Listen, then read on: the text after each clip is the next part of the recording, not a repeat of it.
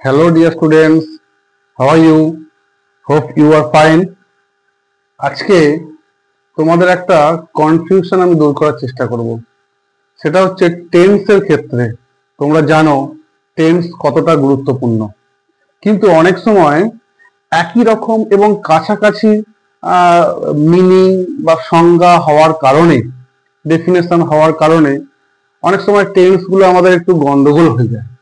আজকে এরকম দুটো খুব রিলেটেড টপিক নিয়ে আমরা আলোচনা করব।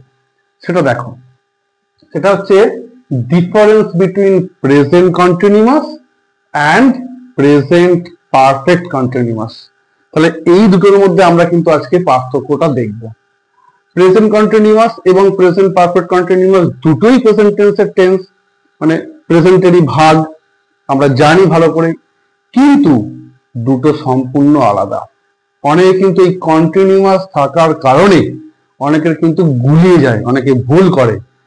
আজকের ভিডিওটা ভালো করে দেখো, তোমাদের এই ভুলটা আর শিওর বলছি আর হবে না, এই ভুলটা একদমই আর হবে না।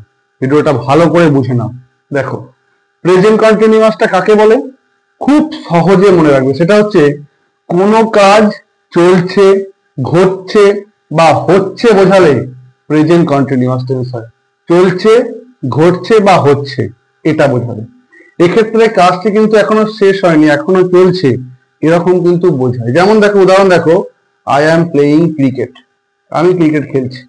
এখানে সময়ের উল্লেখটা অতটা ইম্পর্টেন্ট নয়, কিন্তু প্রেজেন্ট পারফেক্ট কন্টিনিউয়াসের ক্ষেত্রে সিনটা কিন্তু সম্পূর্ণ আলাদা। সেখানে কি আছে, এক্ষেত্রে কাজটি অতীতে বা আগে শুরু হয়েছে, এখনো চলছে ও ভবিষ্যতেও চলতে পারে। অতীতে শুরু হয়েছে, এখন চলছে, ভবিষ্যতেও চলতে পারে, এরকম কিন্তু প্রেজেন্ট পারফেক্ট কন্টিনিউয়াস টেন্সে বোঝায়।